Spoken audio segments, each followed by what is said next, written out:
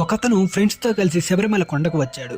ఇతను దేవుణ్ణి అంత ఎక్కువగా నమ్మడు. ఇతనికి రాత్రిపూట అయ్యప్ప స్వామి 18 మెట్లు లెక్క పెట్టకూడదని ఎవరో చెప్పారు, కానీ రీజన్ చెప్పలేదు. ఇతనుకు లెక్క పెడితే ఏమవుద్ది అని తెలుసుకుందామని ఒకరోజు రాత్రి అందరూ నిద్రపోయాక లేచి ఆ మెట్ల దగ్గరికి వెళ్ళి ఒక్కొక్క మెట్టు ఎక్కుతూ కౌంట్ చేస్తున్నాడు.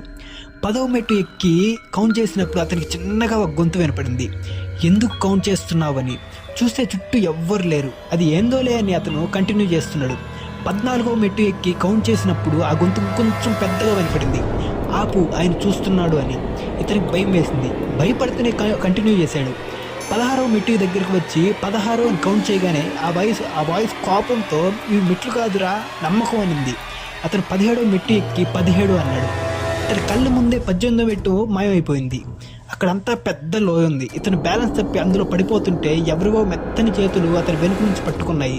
అతను కళ్ళు తెరిచి చూస్తే నేల మీద ఉన్నాడు. చుట్టూ ఎవ్వరు లేరు. అతని జీవితంలో ఇంకోసారి దేవుణ్ణి అనుమానించలేదు.